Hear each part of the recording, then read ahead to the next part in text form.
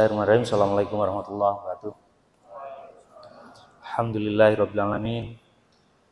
Asyhadu an la ilaha illallah, asyhadu anna Muhammadar Rasulullah. Allahumma shalli ala Muhammad wa ala ali Muhammad. Innal hamdalillah nahmaduhu wa nasta'inuhu wa na'udzu billahi min shururi anfusina wa min sayyiati a'malina. May yahdihillahu fala mudhillalah wa may yudlil fala hadiyalah. Alhamdulillahirabbil alamin, pada sore yang berbahagia ini kita bisa berkumpul. Ini adalah perfect time ya. Ketika bulan Ramadan menjelang buka puasa, suasana gerimis, itu adalah waktu yang paling indah untuk berdoa. Waktu yang paling indah untuk kita bermunajat pada Allah Subhanahu wa taala untuk meminta apapun itu yang kita inginkan. Jadi kita diminta oleh Allah itu untuk selalu berdoa, karena doa itulah yang bisa merubah nasib kita, gitu ya. Nah, sore ini saya tidak terlalu panjang lebar untuk berbicara. Kalau kita memakai istilahnya Gus Baha itu, jadi begini. Sekarang itu jadi banyak di waktu atau di bulan Ramadan itu banyak ustadz jadi-jadian. Salah satunya saya inilah ustadz jadi-jadian ya.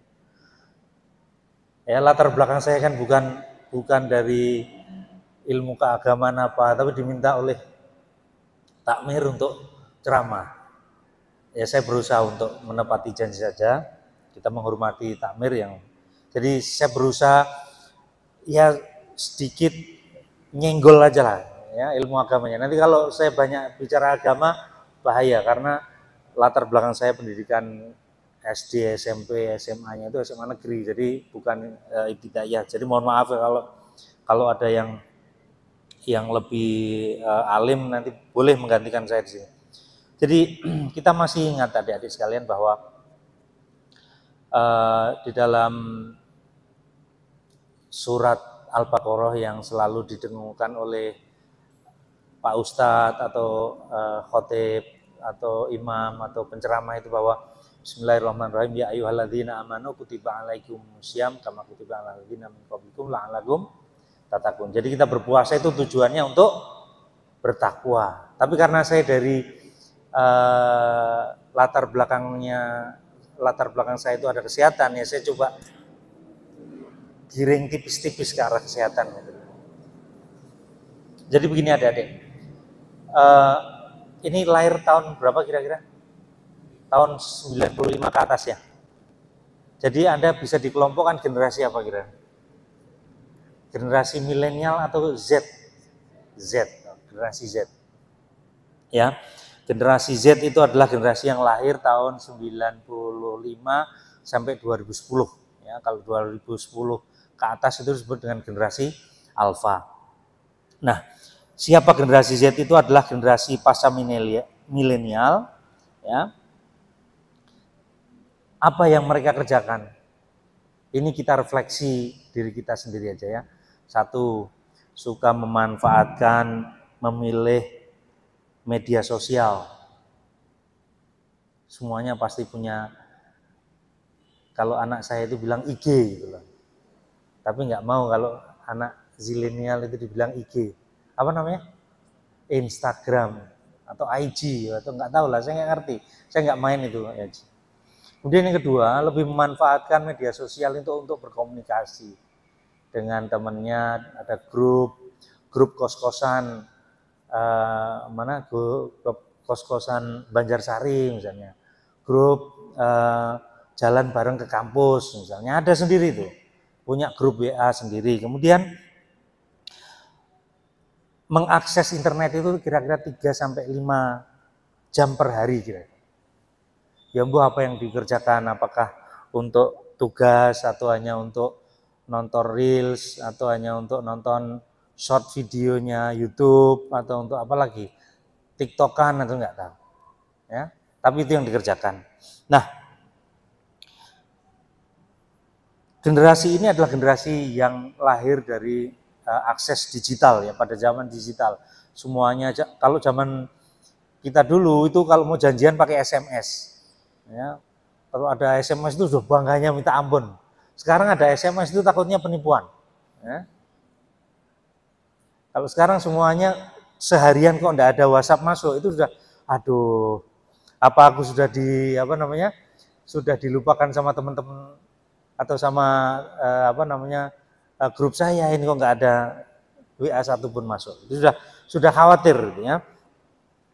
Nah, ciri-cirinya itu menyukai hal-hal yang kekinian, kemudian memiliki ambisi yang besar, ingin mendapat pengakuan. Sebetulnya semuanya sama ya, dan multitasking. Jadi sambil minum kopi di burjo, sambil ngerjakan tugas, itu bisa dikerjakan bareng, sambil diskusi tentang kemajuan masjid kampus misalnya, itu luar biasa. Nah,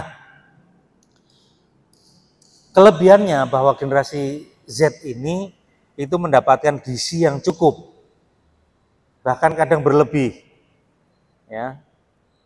Kemudian terbuka terhadap segala sesuatu, ya, mendapatkan informasi yang lebih baik dan motivasi yang tinggi. Kemudian kekurangannya ini yang perlu kita perhatikan. Yang pertama adalah kadang tidak fokus. Ya, kenapa tidak fokus? Masih mau mengerjakan tugas ini, ada WA twing, satu dibahas itu rame, tugasnya nggak selesai. Kemudian kadang individualistis, karena apa? Semuanya bisa dikerjakan sendiri. Punya laptop, punya akses internet, atau punya paketannya masih cukup. Kalau enggak yang melipir ke kampus, pinggir kampus sedikit, itu aksesnya bisa masuk. Dari masjid ini ternyata masih ada akses internet. Jadi ke kampus, ke masjid itu ya salah satu tujuannya dapat akses internet. Alhamdulillah. Jadi masjidnya rame, kampusnya juga rame, enggak apa-apa. Kemudian kekurangan yang lain, itu karena sekarang itu ada indikasi bahwa semuanya itu serba instan. Apa-apa harus segera ada, gitu kan. Mau makan itu sepanjang dari jalan masuk patung Diponegoro itu sampai ujung sana itu semuanya isinya tempat makan semuanya. Jadi kalau lapar itu sudah gampang. Dan pinginnya yang di kosnya masih masak ada nggak? Nggak ada kan? Semuanya sudah mending ke tempat. Nah, karena proses instan ini, jadi kadang kita itu kurang menghargai proses.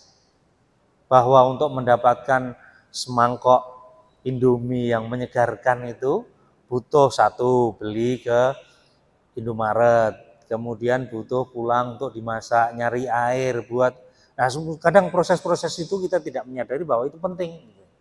Dan untuk mendapatkan pribadi-pribadi yang kafah itu butuh tarbiyah, itu penting. Tapi kadang kita hanya membuat slogan, ayolah kita menjadi pribadi yang lebih baik. Tapi proses-proses untuk ke sana itu kadang kurang di. Nah, yang menjadi tugas saya sekarang adalah memiliki emosi yang labil. Moodnya itu kadang mudah naik, mudah turun, mudah naik, mudah turun. Nah ini, ya. Inilah. Jadi implikasi terhadap pendidikan ini perlu diperhatikan kondisi seperti ini. Nah, di dalam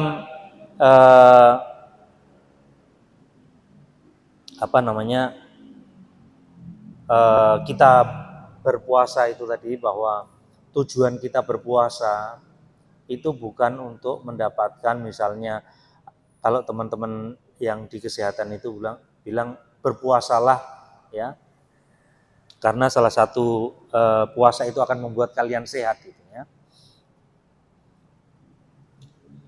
Kalau kita balik lagi ke pembicaraan awal bahwa kita berpuasa itu untuk mendapatkan pribadi yang bertakwa. Tapi kita introspeksi lagi bahwa pribadi kita itu ada dua komponen. Komponen fisik dan komponen psikis. Jadi kalau kita bicara tentang kesehatan, ya, kita bicara tentang kesehatan,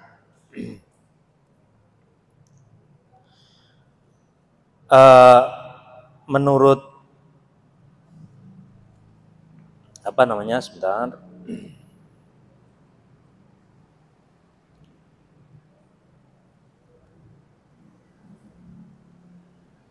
Kalau kita bicara tentang kesehatan, itu menurut WHO, itu salah satu indikator bahwa kita itu sehat, itu satu, kita bisa beradaptasi dengan masalah yang dihadapi. Ya, kita bisa apa namanya,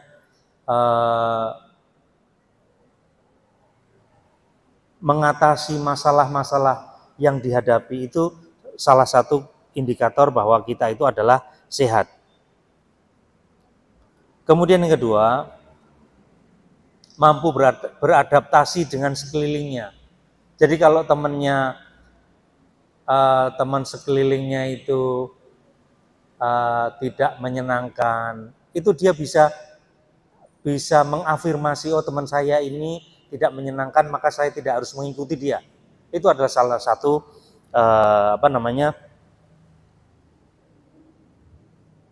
kriteria dari WHO bahwa seseorang itu sehat atau tidak. Nah, puasa ini dengan segala macam gemblengannya, dengan segala macam tuntutannya,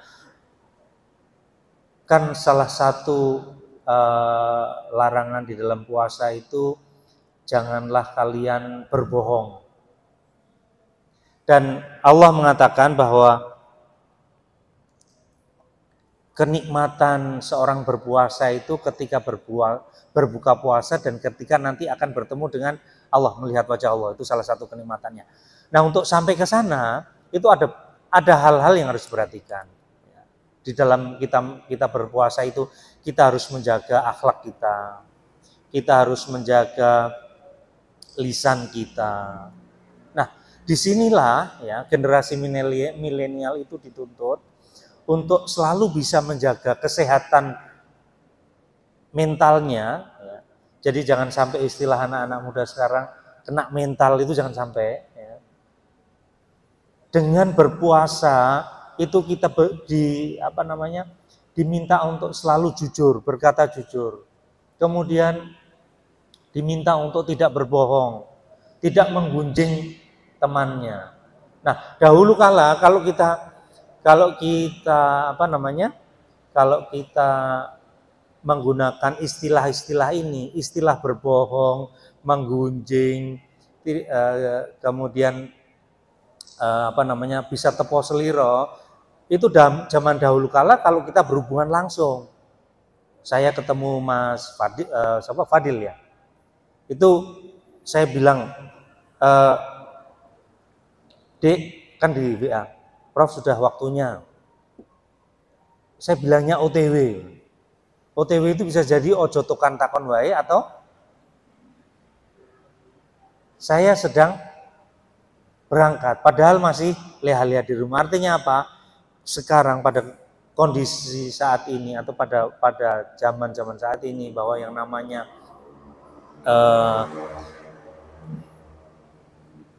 namanya berbohong, yang namanya menggunjing dan yang lainnya, itu bisa disampaikan atau bisa dilakukan dari sudut-sudut yang paling pribadi yang ada di tempat kita. Semuanya bisa lewat yang namanya handphone ini. Ya. Ditanya sama temannya, yuk buka puasa bareng di masjid yuk. Aku masih ngerjain tugas, padahal di rumah masih main game, sibuk gitu kan. Ya. Artinya apa? Artinya puasa ini kita harus perhatikan betul. Ya, kita harus perhatikan betul. Hal-hal sekecil itu pun, lewat chat, lewat WhatsApp, lewat jempol kita, mau jempolnya mau naik, mau jempolnya turun, itu semuanya nanti akan mendapatkan balasannya. Jadi dengan berpuasa ini harapannya kesehatan mental kita bisa terjaga. Ya, kesehatan mental kita bisa terjaga. Kesehatan mental yang bagaimana? Yaitu tadi kesehatan kesehatan mental yang kita tidak menggunjing teman kita.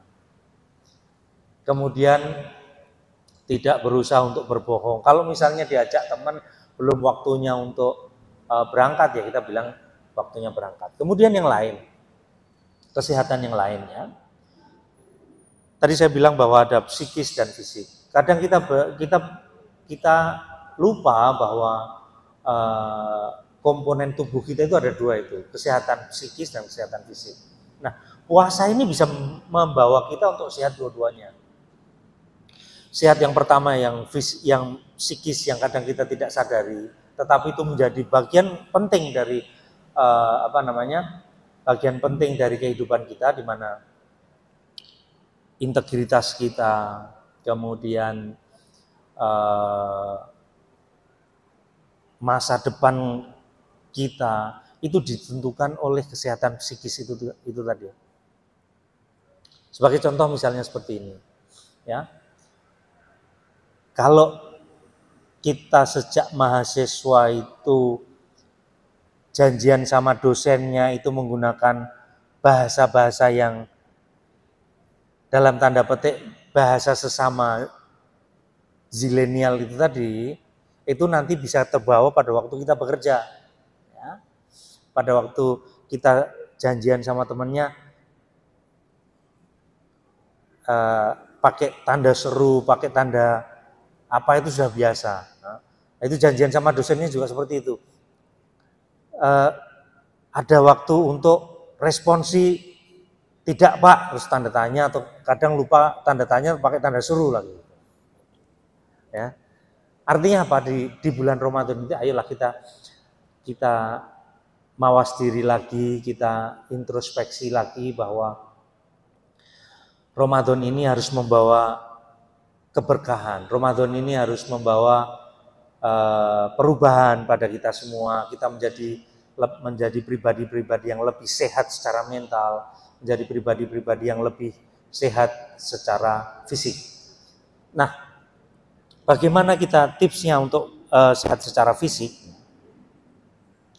Secara fisik bahwa puasa ini, jadi begini adik-adik, salah satu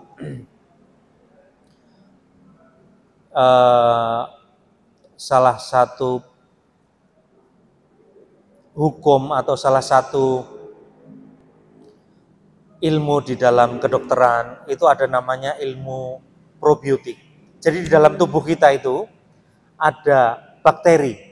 Bakteri itu ada bakteri yang bersifat baik dan ada bakteri yang bersifat tidak baik. Dan jumlahnya itu lebih banyak daripada jumlah populasi yang ada manusia di dunia ini, di dalam tubuh kita, di tangan kita, di mulut kita. Jadi kenapa puasa kok mulutnya bau? Itu karena ada proses bakteri yang bekerja di sana. Jadi jangan takut, wah ini mungkin karena saya penyakitan. Enggak, itu karena proses bakteri aja yang dia bekerja di situ, tetapi karena prosesnya tidak ada glukosa yang masuk sehingga melakukan proses yang lain. Nah, ini belum diketahui kenapa kok Allah mengatakan bahwa bau orang berpuasa itu, bau mulut orang berpuasa itu seperti bau minyak kasturi. Itu kita belum mengambil hikmahnya. Mungkin nanti ada dari kalian yang berusaha untuk mengambil hikmah dari sana, jadi dilihat ternyata bakterinya seperti apa itu. Nah, bakteri-bakteri itu ya, ada bakteri baik dan bakteri tidak baik. Itu saling berkompetisi. Nah, bakteri baik itu salah satunya memproduksi neurotransmitter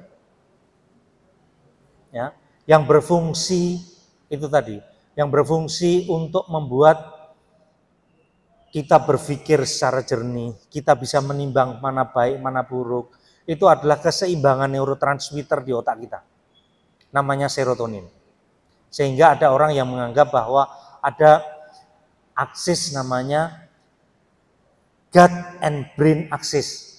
Artinya kesehatan mental kita, kesehatan jiwa kita, itu tergantung dari apa yang kita makan. Kalau yang kita makan itu baik untuk bakteri tersebut atau apa yang kita makan itu menghadirkan serotonin yang lebih baik atau lebih banyak, itu akan membuat kita itu bisa memutuskan this is wrong or this is right. Ini baik atau buruk, itu berdasarkan neurotransmitter kita. Jadi mungkin ada teman-teman yang dari teknik atau yang dari bukan backgroundnya kedokteran. Jadi begini, otak itu kita ibaratkan sebuah komputer, Mas. Jadi ada inputnya, ada prosesornya, ada outputnya. Ya, inputnya itu bisa lewat pandangan mata, bisa lewat pendengaran, bisa lewat rabaan. Ya. Kemudian prosesornya itu adalah neuron, sel sarafnya itu neuron itu tadi, sel saraf itu. Kemudian outputnya itu bisa omongan, bisa perasaan hati, bisa pikiran, dan yang lain itu adalah outputnya. Nah, untuk prosesor ini kan butuh listrik. Nah, listriknya itu adalah neurotransmitter itu. Nah, neurotransmitter ini dihasilkan oleh apa yang disebut gut, itu usus and brain axis. Jadi ada hubungannya antara apa yang diproduksi usus ini terhadap otak kita. Jadi semakin halal, jadi prinsipnya bahwa Allah mengatakan makanlah yang halal dan thayyib, itu bisa kita buktikan. Jadi kalau misalnya bapaknya, ibunya itu suka makan makanan yang tidak halal dan tidak thayyib, itu bisa berpengaruh terhadap anaknya. Makanya nanti kalau ini kan sudah fasenya fase yang hampir menuju ke titik pelaminan gitu kan. Yang satu sudah sering chat ke teman akhwatnya, yang akhwat sering chat ke teman, kapan kamu datang ke abahku untuk menghalalkan hubungan kita gitu kan. Itu sudah sampai fase ke sana kan? Belum. Loh, kok belum? Disegerakanlah. Yang mas-masnya itu sudah pusing semua nih. Nah, itu nanti dipilih. Ditanya konsep halal haram. Jadi kalau misalnya diajak makan, ditanya makan, Mas atau Kak, kita makan yuk, makan. Ditanya, konsep halal haramnya itu baik atau tidak? Kalau konsep halal haramnya tidak baik, nah perlu tanda tanya. Lanjut atau tidak? Take it or leave it. Tetapi kalau tidak ya dididik dengan baik, ya, dididik dengan baik. Artinya apa? Halal haram itu berpengaruh terhadap keturunan kita. Karena itu tadi, apa yang kita makan, apa yang kita konsumsi, itu akan menghasilkan atau akan diproduksi atau akan diolah oleh bakteri-bakteri yang ada di dalam usus kita itu menjadi serotonin atau menjadi yang lainnya, atau menjadi glutamat atau yang lainnya. Nah, itu keseimbangannya, keseimbangan antara neurotransmitter itu akan berpengaruh terhadap bagaimana kita mensikapi masalah-masalah yang kita hadapi. Anda masih ingat film Robocop yang terakhir? Nanti kalau enggak, diputar lagi Robocop. Di dalam film Robocop itu, ya di dalam film Robocop itu, si pengembangnya itu memainkan kadar dopamin di lobus frontalis, di otak depannya itu. Nah, ketika dopamin itu dinaik turunkan, itu responnya akan berbeda. Nanti dilihat lagi. Ketika responnya itu baik, itu kadar dopaminnya seperti apa? Ketika responnya ketika dia turun pada waktu mau dikenalkan sama wali kota ke khalayak rame itu, Robocopnya itu kan dia melewati anaknya sama istrinya. Tapi karena level dopaminnya itu dinolkan, itu enggak lihat, oh ini anakku, bagaimana saya bersikap terhadap anakku, bagaimana bersikap terhadap istri saya, bagaimana saya melihat di sekitar ini kan dia langsung bisa melihat mana penjahat, mana filenya itu dengan teknologi AI-nya, dengan teknologi face recognition-nya itu tahu mana penjahat yang ada di sini, langsung dia ditangkapin. Artinya apa? Neurotransmitter itu sangat berpengaruh bagaimana kesehatan mental kita. Makanya dengan berpuasa ini, dengan kita menahan makan dan minum, harapannya kita meriset bakteri yang ada di dalam tubuh kita meriset neurotransmitter di otak kita untuk yuk balik lagi. Ya nafsul mutmainah irji'i ila, baliklah kita ke yang baik-baik lagi. Artinya Allah menyediakan Ramadan ini untuk meriset kita. Ya, meriset pikiran-pikiran kita, meriset semua yang ada di dalam tubuh kita. Sebagai contoh lah, teman-teman yang laki-laki, yang perempuan, semuanya kan mohon maaf, bukan sesuatu yang vulgar yang saya mau sampaikan, tetapi ilmunya aja kita ambil. Kan kalau misalnya lihat lawan jenisnya yang ganteng, itu kadang menggelegak, ya, menggelegak jiwanya itu loh. Gitu. Tetapi kalau pada jam sekian ini, mau yang lewat siapapun, secantik apapun, udah lewat aja lah. Ya. Kurma, mendoan, itu lebih menggiurkan daripada. Artinya apa? Artinya dengan kita berpuasa, itu semuanya, baik nafsu, baik keinginan, semuanya diturunkan. Karena apa? Karena itu tadi, asupan glukosanya untuk sel itu berfungsi, sel saraf itu berfungsi. Jadi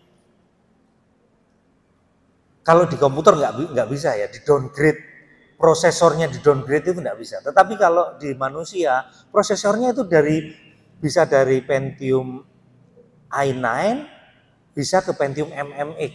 Itu bisa dengan cara apa? Dengan cara berpuasa ini. Nah, harapannya dengan kita berpuasa itu salah satunya itu tadi memperbaiki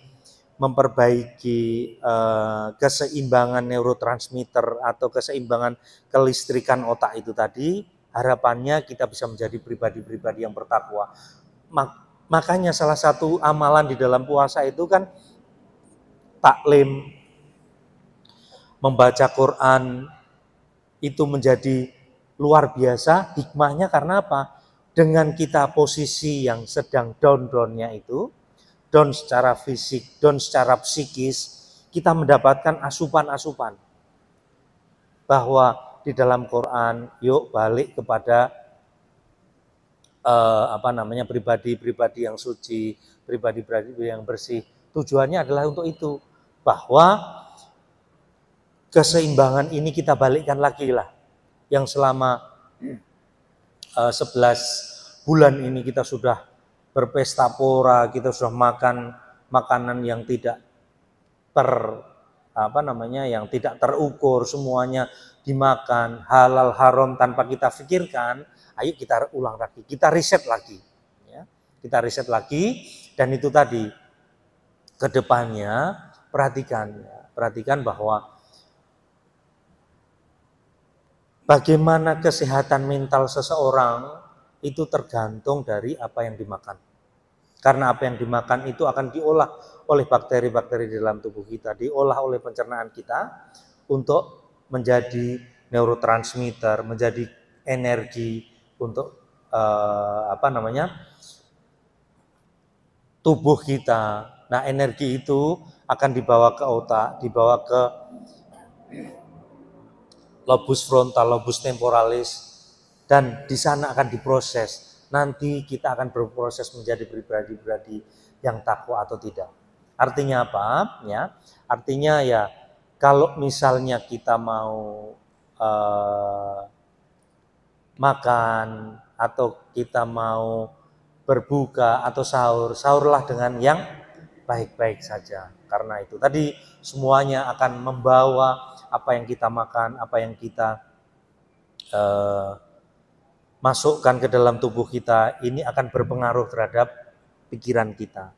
Jadi itulah salah satu hikmah dari Ramadan ini, bahwa bertakwa itu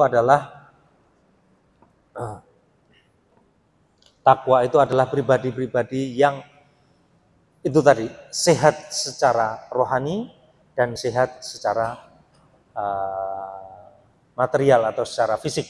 Sehat secara fisik dengan kita mengurangi makanan ini tentunya kalau yang sudah senior-senior seperti saya ini harus memperhatikan ketika berbuka puasa itu kan diharapkan dengan hal-hal yang manis, dengan kurma, dengan yang lainnya. Tetapi harus diperhatikan ya, ada makanan-makanan tertentu yang manis-manis itu yang indeks glikemiknya itu tinggi. Artinya apa? Dengan kita makan itu akan segera meningkatkan gula darah. Itu yang tidak diharapkan. Nah, makanya diharapkan makan dengan kurma itu dengan indeks glikemiknya yang tidak terlalu tinggi. Harapannya dengan pelan-pelan glukosa itu masuk dan kita tidak ada namanya shock glikemik itu, pelan-pelan pikiran kita menjadi berpikir dengan jernih, dengan glukosa yang tidak terlalu berlebihan, kita bisa berpikir dengan yang baik. Itu saja yang bisa saya sampaikan. Jadi kesimpulannya bahwa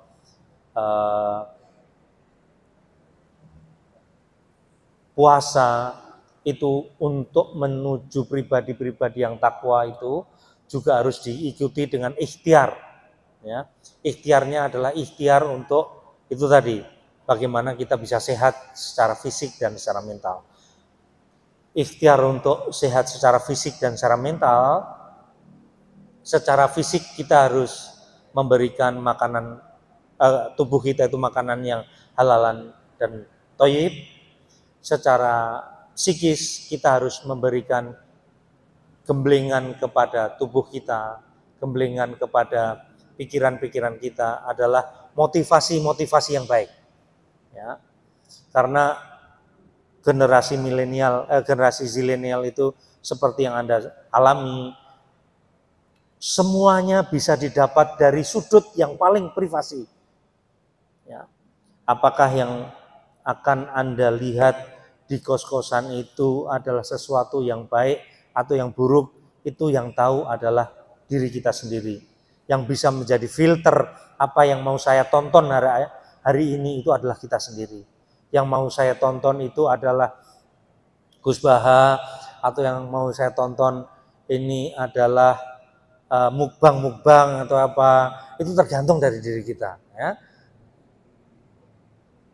Jadi asupan itu tergantung dari pribadi kita. Jadi pesan saya untuk generasi zilenial itu tadi, Anda boleh menyendiri, tetapi dalam kesendirian itu ada zat yang kuasa, zat yang akan memelihara kita, yang akan menghisap kita, Allah Subhanahu wa Ta'ala, yang akan mengawasi kita dari manapun, dimanapun kita berada. Dan semoga itu menjadi cambuk kita untuk menjadi lebih baik lagi. Kurang lebihnya mohon maaf, semoga bisa menjadi introspeksi buat saya sendiri dan semoga bisa bermanfaat buat kita semua. Kita akhiri dengan berdoa pada waktu yang sangat mustajab ini, ditambah lagi hujan yang rintih, tambah lebih mustajab lagi. Semoga adik-adik ini yang menjadi generasi penerus, semoga bisa membawa lompatan kebaikan untuk umat, lompatan kebaikan untuk keluarga, menjadi pribadi yang lebih santun, menjadi pribadi yang lebih solih, dan akhirnya nanti umat ini menjadi umat yang baik, umat yang bisa bermanfaat untuk bangsa dan negara kita. Billahi taufik wal hidayah. Assalamualaikum warahmatullahi wabarakatuh.